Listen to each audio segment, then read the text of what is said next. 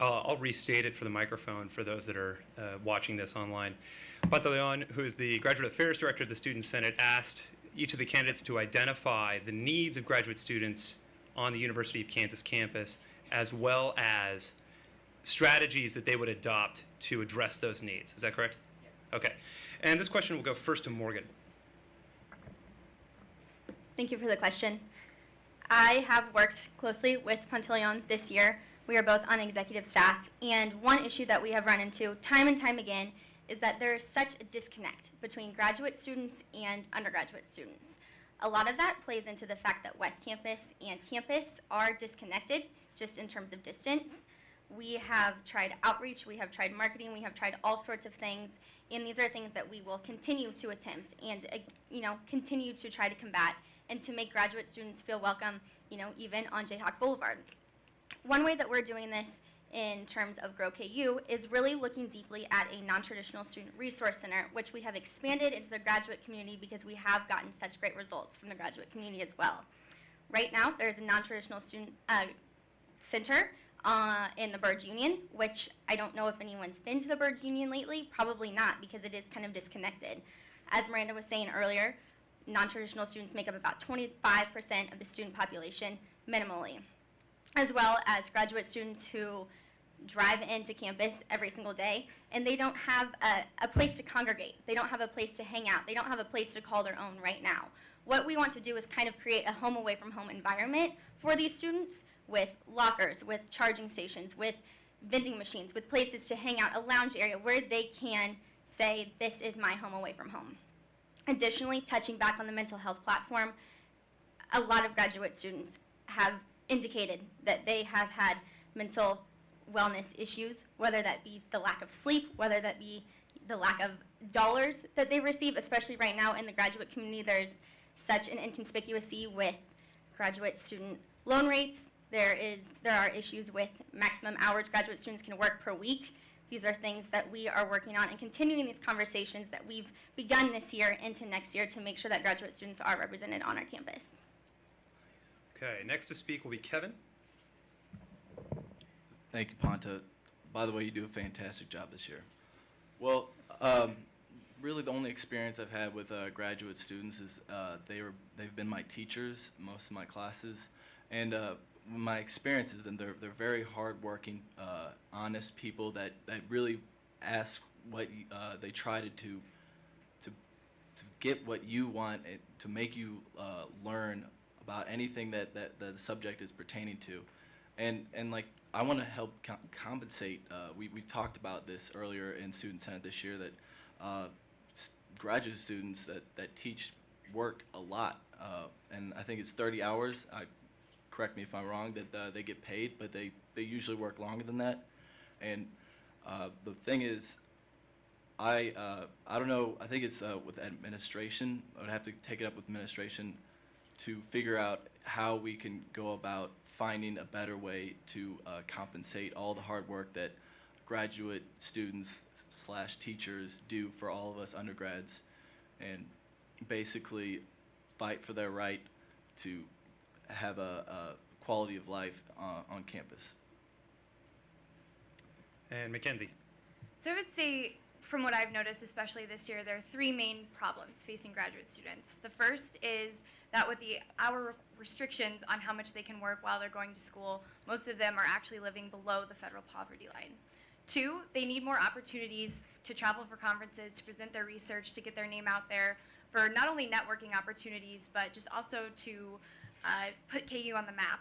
And three, they are looking for opportunities, as Morgan touched on, to connect with undergrads. How we plan to solve these with our platforms, the first is that with intersession classes, this is going to provide a huge opportunity for graduate students to be able to have more opportunities to work and get more money during intersession class, during like winter break, spring break, things like that. It will provide more opportunities for them to be able to, have those career opportunities. Secondly, with the career service, with our initiative that's enhancing the Career Service Center, what this is going to do once it happens is it will make it easier for graduate students to travel to conferences. Once we get this on the stream, once we get this Career Service Center streamlined, it's going to increase the opportunities for graduate students. It's going to actually be a service for them, which is really important and something they don't have right now. Another thing with just connecting to undergrads, with our undergraduate research initiative, basically we're going to create an online website with the undergraduate research department that will be graduate students as well as professors can post opportunities, research opportunities, things like that, and students can submit resumes. So not only can they get help with research, but it's just also a great way to connect with our KU students and foster that community that KU is all about. Thank you. We'll now pass the word back to our panel of journalists, and I believe Thomas has a question. What is your coalition's top priority? What will you tackle first when you enter into office, and how will you follow through? So this question will be for all candidates, right? Yes. And I'd like Kevin to start us out. Thank you, Thomas.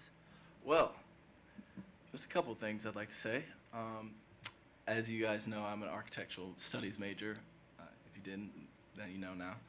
What I'd like to do with that is to go into urban planning with emphasis on sustainability. And what I bring to the table, basically, is really just background and figuring out ways to make our campus greener, more sustainable. I have a couple ideas. A sustainability certificate program, which Blaine Bankson graciously gave us that idea that we can run with and possibly progress people's ideas about sustainability. What the certificate program would be to assist students in developing habits, promoting ecology and sustainability. The ultimate goal is to encourage Jayhawks, natural self-starters, to introduce sustainable practices in their daily lives. That's just one of them. This is the emphasis on time. I will talk about prayer spaces. I'm also a man of faith.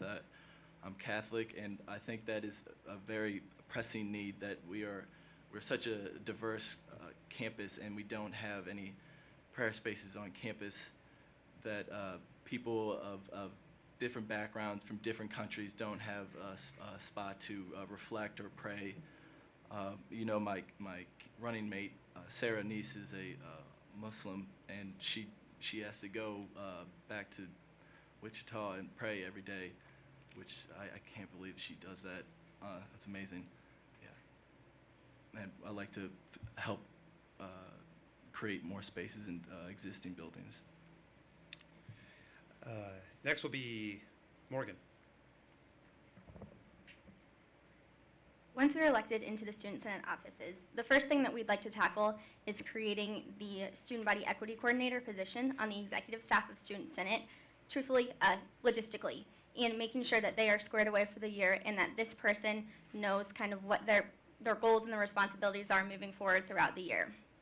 Additionally, we need to make sure, and this is something that hasn't been done in the past and isn't happening right now in Student Senate actually, that all boards and committees are filled, that there's student representation in every university board and every university committee, and make sure that we come to the table with our ideas.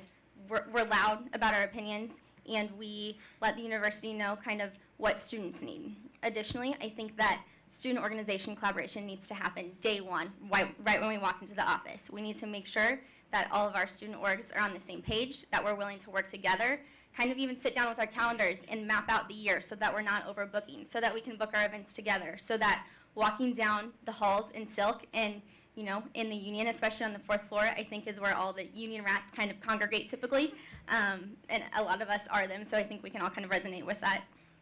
But making sure that it's not just anymore, hey, I know that person from Silk, but hey, that's Mitchell, he's this and that, and I want to make sure that I can support him in whatever capacity I can this year. Building those friendships, building those relationships is vital and is something that we need to prioritize immediately once elected. And Mackenzie. So the focus of Mitchell and I's campaign, as well as the Jayhawkers campaign, is about the student experience. What can we do to make KU a better place for students to be on an academic level, a social level, and just all around? With the hiring of the new Vice Provost for Diversity and Equity, Mitchell and I have seen this as a huge opportunity to get to work on our STAR program as soon when elected.